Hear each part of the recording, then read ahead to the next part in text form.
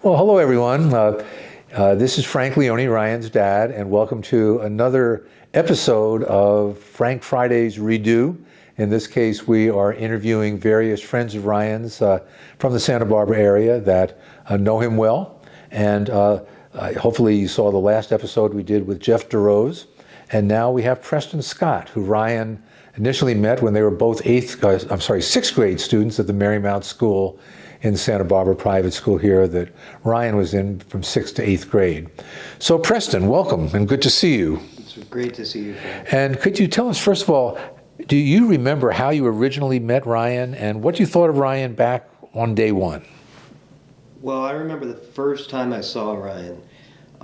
We were in a very upper class Catholic private school in which I personally didn't belong, but I remember going to like an ice cream social thing that a bunch of the mothers threw or something, to get the new kid acquainted with all the other children. And I remember we were at the ice cream store down on State Street, and Ryan was climbing the post.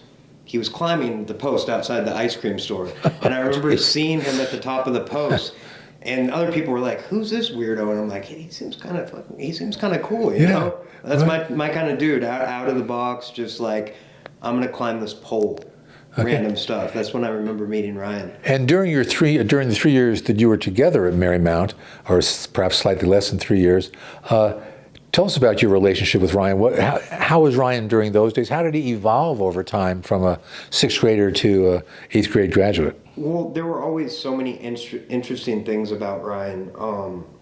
One of the things I found most intriguing initially about Ryan is somehow this dude comes to sixth grade, right? And he has this knowledge of computer coding and hacking, and I was like, wow, that's fucking cool, because I liked raising hell. That's why I said I felt like I didn't belong at Marymount, but like, he was a bit of a hellraiser too, and so we bonded on that, and so he knew this code language called Visual Basic somehow in sixth grade. I remember. We learned this in elementary school, and we would go over to the Foxen house that you had.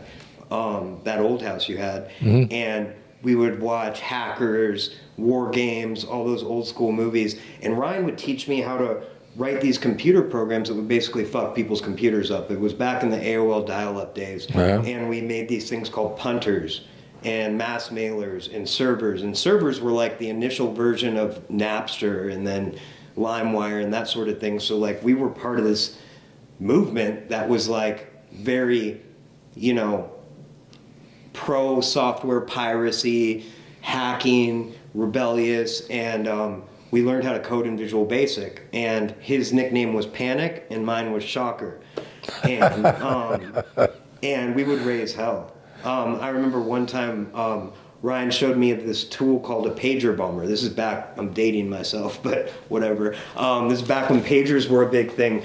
And what you would do is you'd type into the program the prefix of the person's phone number, and then it would make up the last four numbers, and it would just keep paging everyone and leave one single person's number. So Ryan and I camped out at my parents' house up on Crestline Drive over by the Mesa, and we did it to my neighbor, and we saw them just running out of their house trying to figure out, because everyone was calling them all day saying, "Hey, did you page me?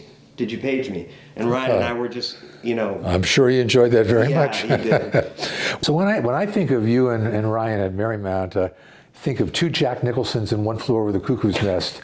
I mean, there was all these like sweet, totally well-behaved kids, and then there was these two total rebels who were completely brilliant that were in there as well, and somehow there you were doing it. And you mentioned an interesting nickname. I remember another nickname that you had once upon a time associated with that kind of chicanery, and as I recall, it was Sir Hack-A-Lot. Do you remember that nickname?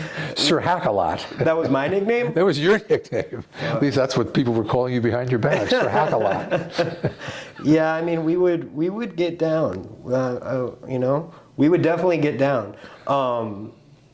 Yeah, remember the Beavis and Butthead thing? Well, I remember they were around during that era. Well, you would drive us down to USC games or UCLA. Oh, God forbid, UCLA. I'm sorry, Frank. I didn't USC games. Strike a chord there. Yeah, UCLA Bruins, right? Yeah. Go Bruins. Okay, well, I'm a Michigan fan, but whatever. I remember you drive us down there, and we would, almost like you were an Uber driver, because we'd both sit in the back seat, and we would put our shirts over our head, and we would just pretend like we're Beavis and Butthead and talk to when we'd hit traffic, we'd be like, do you have any TP for our bunghole? And I think I tuned out of all that. Yeah. I think I had the radio on. I was paying any attention to that. I remember during one of those games one time you dropped Ryan and I don't know what you were thinking, but you dropped us off at Venice Beach. Mm-hmm. And Ryan and I went through Venice Beach, and Ryan was so inventive always. He found a Jack-in-the-Box bobblehead thing that you put on your radio antenna, and he made a weed pipe out of it, and we somehow scored weed and smoked weed on Venice Beach. Yeah. Well, let me sort of bring things way forward, then we may go back a little bit. But let's go way forward to the last few years of Ryan's life. And of course, you were in touch with him. There was periods he was off and on. Of course, he was all over the country doing things as well. Yeah. So he wasn't always here in Santa Barbara, nor were you.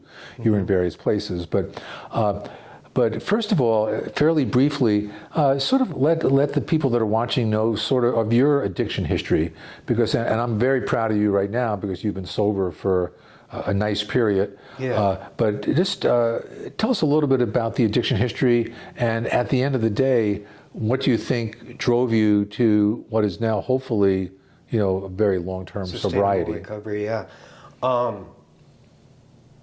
Well, I'd be lying if I didn't say that Ryan's death played a big role in me getting clean and sober this time. I certainly felt the vast emptiness that his death created in me. I remember, even when I was so numb off of drugs and alcohol toward the end there, just sobbing at being in one of the nicest places I ever lived, and everything I could ever want, but feeling so empty inside. And I remember that what I was crying about wasn't the drugs or alcohol, it was Ryan not being in this world anymore. My best friend ever since I was 12, that inspired me in so many ways, and always, whenever I'd hang out with Ryan, it's like he'd impart some kind of wisdom on me in the most outlandish way, in creative way, and we would laugh, and that laughter turned to tears when he died. And I just remember sitting there feeling empty and thinking to myself, I'm not living anymore, I'm just existing. And that was toward the end there. Yeah, I remember very clearly that I got a text from you just before the memorial service, that very, very emotional, that said you just couldn't come, you just couldn't do it. It was just, you were just too broken up. Yeah. And your parents came, and great people. I've always enjoyed Candy and Doug. And I remember speaking to them at the service just before it started, and I just sort of put my arm around them and said, listen, Ryan and Preston have a lot of things in common. They're both the nicest guys in the world, and they're both brilliant. And I don't want Preston to be the next Ryan. Yeah. And I told your parents that, and that was just about the time that the change occurred. So how long have you been sober now? I've been sober for 4.5 months now. 4.5 months? Yeah. Okay, well, God bless, and hang tough with that. Where, what are you doing right now? I think you're in sober living, but explain what your path has been since the day you decided to do it until today. What's been the path in these 4.5 months? Well, when I decided to get sober, I made that decision to get sober. I did it right away. I went on a little bit of a run, had some run-ins with the cops that were just insane, and I remember going into precipitated withdrawals on Santa Barbara County Jail's metal bench, and just precipitated withdrawals are one of the worst feelings you can have. It felt like my skin was being turned inside out, and I was just thought I was being tortured or something. It was crazy. I didn't believe in them until I actually experienced it, and I went to a detox center in LA, snuck some drugs in there with me, used them, went and told on myself basically because I was going through precipitated withdrawals again. I didn't wait long enough to take the Subutex, and got shipped out to Georgia. I didn't know that. Yeah. One of my dear friends that I've worked with in treatment marketing and stuff, Chris, he was like, man, we need to get you landlocked. So I went to this place in Georgia, and the first couple weeks were horrible. It was like shitty, but you know, it was heavily AA based, and there were lots of great people there. And after going through that place, Twin Lakes, I decided to come back to my community in West LA because I had 2.5 years sober before, and so I came back to Thrive treatment in West LA, and you know, it's been the best experience ever. One thing that I've kept in this sobriety, because when I got sober again, you know, I had sponsees in the past. I was very heavily involved. I had a spiritual experience, and I ended up relapsing. And you know, like it says in a book that we read, it's you know, we're The big book you're talking about? yeah. It says that you know, once we acquire this spiritual experience, you know, this change of perception, the way that we see the world and the way that we react to it, it says in the big book, it says we're offered a daily reprieve, meaning stay of execution, contingent on the maintenance of our spiritual condition. So it's basically telling you, you know, you're offered a daily stay of execution as long as you maintain this spiritual condition that you have. And I stopped doing that. So when I got sober again, a lot of people told me, you won't lose what you had. And I thought they were just fluffing me. I have a tendency to think that about people. And something that rang true is my ability to like seek God and see God in everyday life. And so I've seen God working in my life in so many ways in the program now. Like I have an amazing sponsor. I have a sponsee.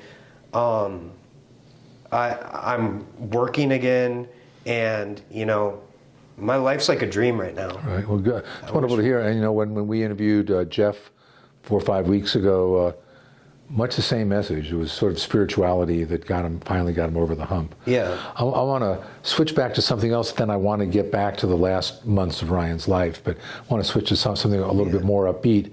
Tell us all the things you really loved about Ryan as a human being. What are all the good things about Ryan that you'll always remember? You're putting me on the spot, telling me to tell you all the things. I hope you find one in there somewhere. No, I mean, there's a million. Spot on the other extreme, yeah. I'm joking. Has, like, if you, I forget the saying, it's something like shoot for the stars and hit the sky. I think Ryan had a tendency for hitting the stars, you know? Like, he's always been an amazing, huge person, like with a life force like I've never seen. You know, people have always been drawn to Ryan.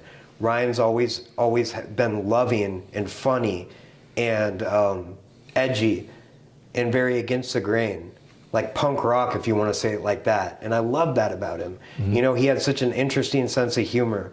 Can I tell a story about our childhood real quick? All right, so I remember it was me, Ryan, Billy, and Grant.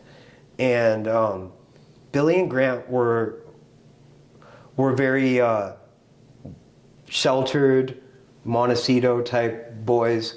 And Ryan and I were, you know, as you mentioned before, just two rebellious. Two Jack Nicholsons. Yeah, and my dad always says that. But yeah, so, and my dad, speaking of him, we were at his apartment in Montecito Shores, and he went to go hang out with his girlfriend for the night and decides to leave a bunch of 13-year-old boys there alone with a box of fireworks. And so Ryan and I, it was like Billy and Grant's first night out or whatever. And it was one night out. We took fireworks down to the beach. We graffitied all of Montecito Shores. We got chased by the cops on the beach, and we had those mortar fireworks, the ones that go up in the tube, like the ones they do on 4th of July. And there were cops chasing us, and Ryan and I were like running next to each other, like, what do we do? What do we do? And we're like, hey, let's hit the cops with a mortar. So we light a mortar and we time it just right so that it blows up in between us and the cops, and we got away. And then we get back to the house and we have more fireworks left. And Billy and Grant and Ryan and I were like, Ryan came up with the idea to flush bottle rockets down the toilet so we could hear them explode in the wall. And it was a smart idea. I mean, it was amazing for a bunch of kids. And we could hear. Why didn't I think of that? I know, right? Yeah, if you ever want to have fun, flush bottle rockets down the toilet. But so we were flushing bottle rockets down the toilet, and we heard them explode in the walls, and the pipes could handle it. You know, it was all good. But then Billy, it's like Billy was the most sheltered and taken care of and just helicopter parent type kid. And he grabs a mortar and lights it. And he's like, I'm going to do something big. He lights it, flushes it down the toilet. And Ryan and I are like, no, we have the sense not to flush a mortar down the toilet, you know? And so we're like, no, don't, Billy. And he flushes it, and all of a sudden we hear boom. And the old people downstairs, like an elderly couple, got flooded from the toilet at 3 a.m. So, you know, as like a little foreshadowing of how our life's gonna be a lot, the cops show up. And you have Grant and Billy sitting on the couch, and the cops are talking to them, and they're talking to the cops. And Ryan and I are in the corner saying, we're not gonna fucking snitch. And, you know, we were the two bad kids that were like, we're not talking to cops. And they're like, we're just trying to figure out what happened. And we're like, fuck you. Well, I'm finding out all sorts of things about Ryan during these interviews.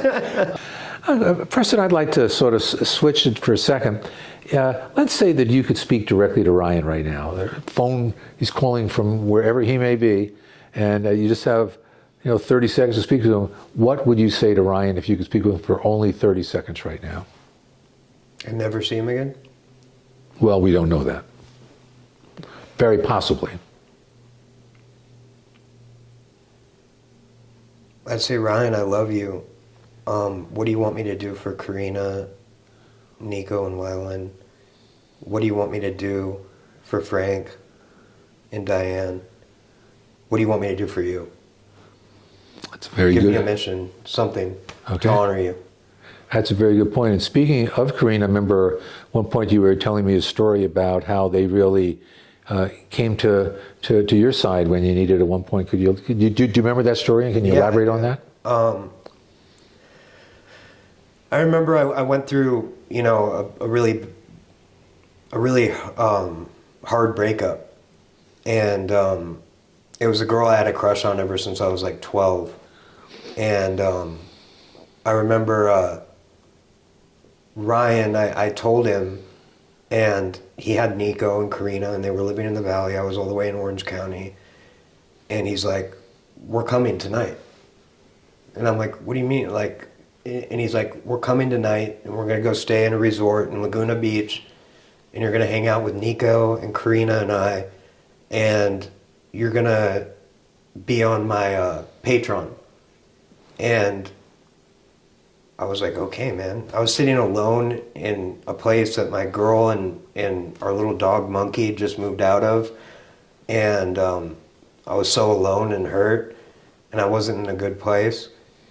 And I remember it wasn't maybe 2 hours after Ryan and Karina and Nico got there that I had a smile on my face and I was laughing. And what precipitated that? What during those 2 hours did he do that was so special? Or did they do that was so special? He was just Ryan, man. Just making you laugh? Ryan, we got on his Patreon, and I remember we got a bunch of comments and likes on it of people being like, I love seeing like the best friend banter.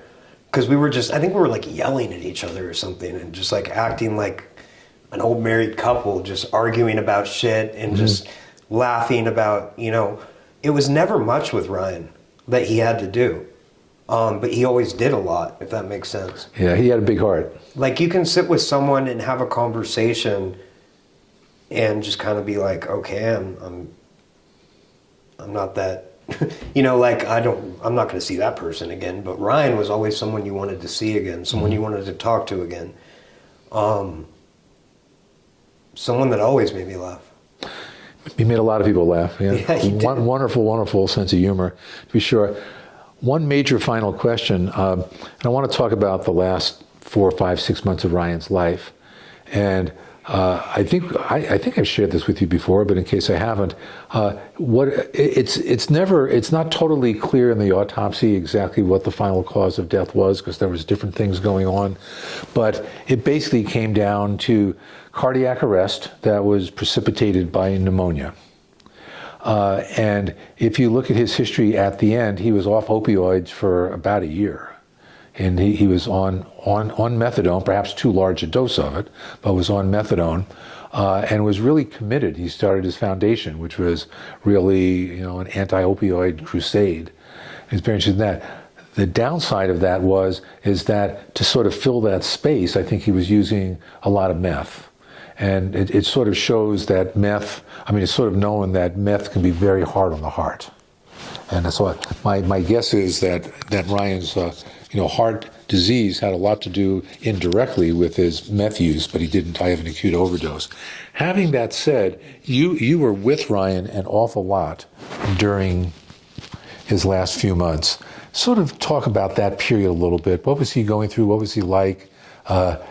He must have told me 10 different times that he wanted to get sober so bad, but it was such a powerful tsunami, he just couldn't get over that hump. What is your recollection?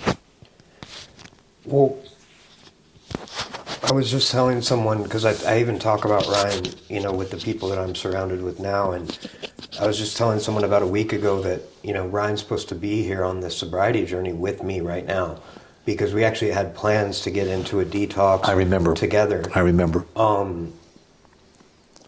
There were a couple dates that we were supposed to go, and I remember I organized it. I flaked once, he flaked once, going to get sober together is not really something that people should rely on. Yeah, that's for sure. We really Good have point. to go for ourselves. Get sober, work the program, then help your friends, reach your hand out. What was he like during the last few months? How would you describe him, both pro and con? Well, we were, he threw that Mickey Avalon show. Right. I remember at Soho. Was it Soho? Yes, it was a Soho in Santa Barbara.